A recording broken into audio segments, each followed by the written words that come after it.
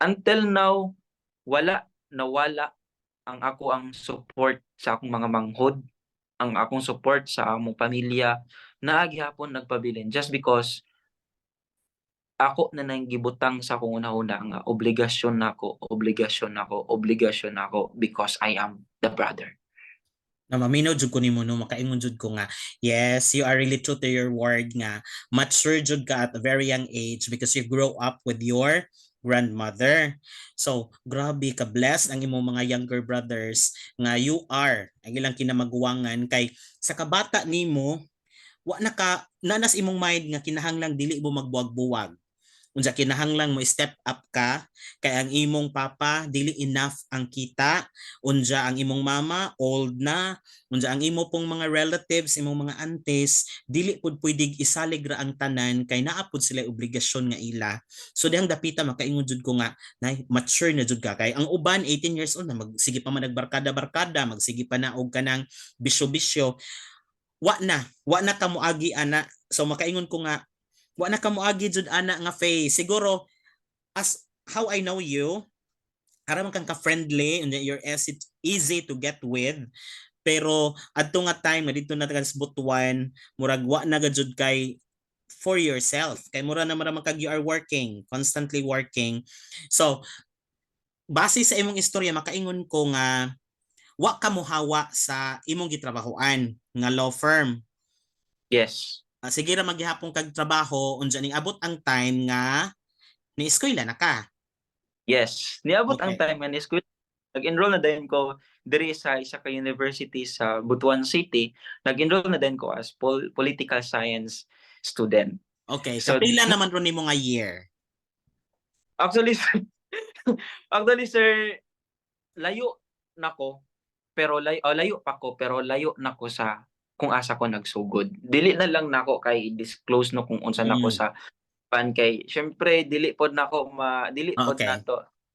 Basta nag-eskwela ko, then ni proceed ko for ano kanang gusto gid ako maabot gid from the top gid nako nga akong goal nga pag human ako nag-proceed dayon ko. So sa hinahinay nga pamaagi as proud working student, as proud public servant, as proud brother, a dreamer and believer, I always put to my mind nga wala gyud imposible. Hinahinay pero kanunay. Okay. Believe ko nimo ha. Ganahan ko sa imong strategy kay you applied in a law firm because in the first place imo na jung nakita that's really your goal that you're going there. Mao gud imong Yes, target. So, yes, good yes. thing aning sud ka og law firm kay at least 'di ba everyday nimo nga experience it's like going to school also. Kay 'di ba Yes. makaistorya nimo sila, makakita ka sa ilang mga trabaho o ang uban imong matrabaho. So diha ka makaingon ba nga brilliant kaadyo ang imong strategy nga mingsud ka din ha. So you mentioned kanunay nimo ni siyang balikon nga as a public servant. So I have heard that you were an SK chairman in your place, right? Yes. Asa man nimo dapit gi-insert kay di ba nag-work man ka unja nag-SK chairman pug ka, what a busy man. So asa man nimo dapit gi-insert nang imong pagka-SK chairman unja asa na ang imo pang trabaho murag ara ka busy gajud ka. Actually, sir, para sa pamilya buhaton ng tanan. Walay imposible. Mm. Para sa pangandoy buhaton ng tanan. Walay imposible. Unsa may Para imong sa plan? kaugma, Unsa may imong estratehiya? actually, sir, 2018, college na ko ato nga time. That was also nga nay barangay election. Okay, so even before, sir, hilig na gid ko politika. High Mm. school pa ko, as far as I remember, I ran for SSG officer sa Estela National High School. And then nag-continue siya pundo. And then I realized nga, why not? I will enter in the politics despite the fact that at this very young age, kaya na ako i-prove nga na ako'y mahimo, na ako'y matabang. Mm. What I did was, sa walay pagduha-duha, ni-file ko og certificate of candidacy para sa position niya SK chairman. Challenge gihapon to kayo, sir, sa tinad-anay lang. Challenge gihapon to kay nag-eskwela ko, tapos nagtrabaho ko sa law firm, tapos nidagan ko. You know, as what we knew nga, pagkampanya busy kayo. Now, the question is, asa na ako gisingit ang akong oras para sa public service or pagdagan ako SK sa pagpangampanya? Well, morning sa law office. Okay? Pagkagabi from 6 to 9 eskwela. So asa karon ako gisingit ang ako ang pagpangampanya. So alas 9 man ang tama na akong klase. Pag abot na ako sa balay, mag-ilis ra ko. Sa gabi mag-ilis ra ko, mukaon ko, mugawas ko para mag-campaign. Kanang dili naman bag usa ko sir kay daghan naman kog amigo, hingamigo lang gid ko ay ko. Dili ko maglisod og pangampanya. So until sa time nga niabot na pod ang point hapit na gid ang eleksyon, kanang kailangan na gid ako ibuhos gid ang akong effort gyud nya kon I talked to my boss. I told him nga, attorney, pwede ko mag-leave. Kaya gusto na ako nga mag-campaign ko para mudaog ko. Kina ako'y goal.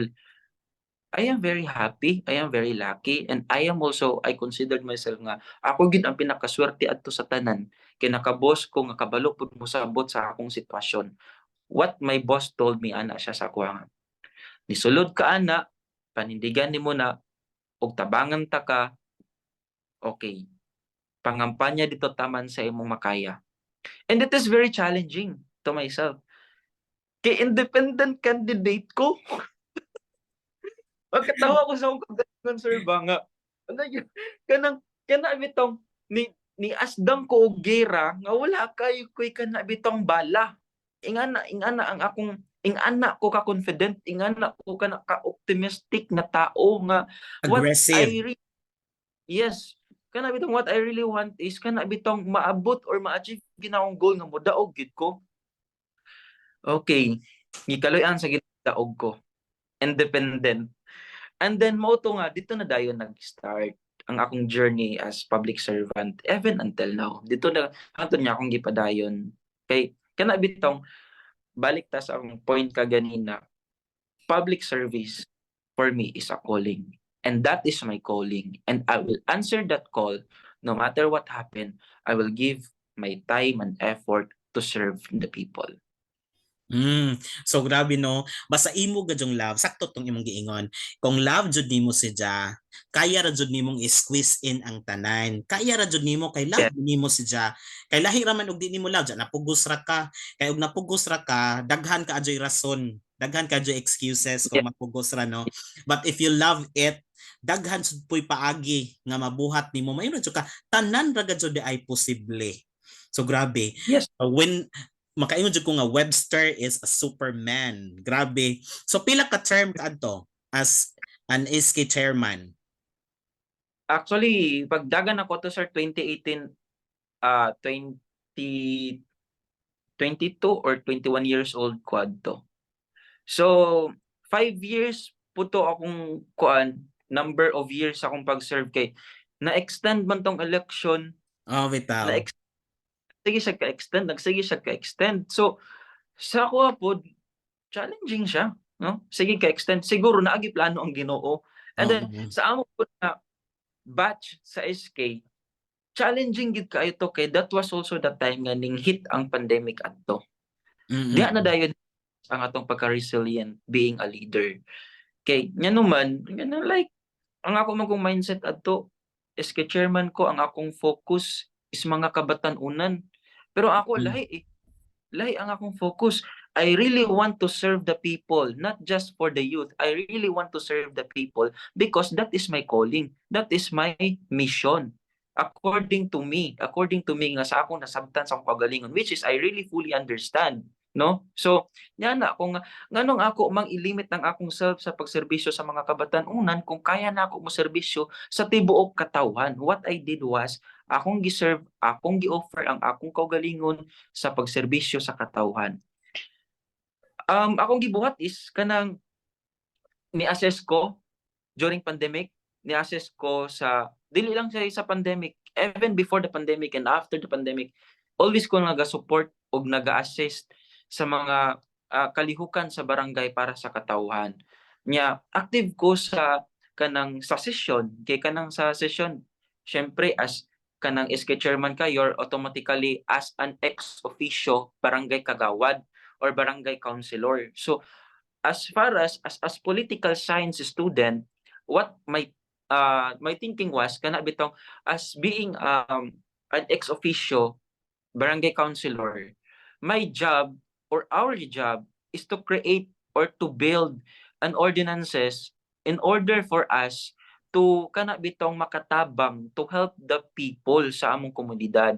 So magpanday tag mga balaod para sa barangay nga ikaayo sa katawhan sa barangay. So mo na isa ko sa kanang active ko nga active ko ana, tapos active ko sa mga activities dili lang kay sa youth na mga activities sa senior citizen na agihapon ko, activity sa mga PWDs na agihapon ko, activity sa LGBTQIA+ community. That was also the first time that our barangay celebrated the Pride Month kadto nga time sa akong term.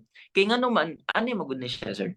I just want you to share this kana bitong akong kind of leadership. My leadership is inclusive. Naagi inclusivity. Kay ngano man kita tanan apil, kita tanan na ikatungod, kita tanan na ay kanang rule sa atong komunidad. If we really want to change the system of our country, we really need also to change first ourselves, no? Mag-start gid na siya sa atong kaugalingon unsaon na to pag-apply. Kay ngano man ani magud ni siya. Ang usa ka komunidad or ang usa ka barangay dili mo asenso kung ang mga leader dili mo trabaho. So kinahanglan gid ka kung gusto gid ka og tinuod nga kabag-uhan para sa katawhan sa atong barangay sa atong komunidad, you as a leader, you should start first to apply first to yourself. And then later on makita na sa katawhan mo follow na sila sa imo just because you are a leader. You are a effective leader nga makita sa imo. Ingana ko, what I did was I'm not a boss. I am a leader. A leader that kanang mauging manguna. First in hand gid ko nga mo trabaho. Ipakita na ko sa katawhan nga naglihok ko. Just because they give their full trust and confidence and I will give it to them. Suklian na ko sila sa akong pagserbisyo nga wala ko nagpasagad sa akong pagka serbisyo publiko. So mo na siya, sir, nga wala na ko gilimit ang akong self, nga wala ko nag-focus lang sa youth, kundi nag-focus ko sa kinatibuk-an. I am very proud to say that isa ko sa kanabitong kaabag sa among kapitan, kaabag sa barangay council para mag-deliver og sakto nga pagpanerbisyo sa katawhan.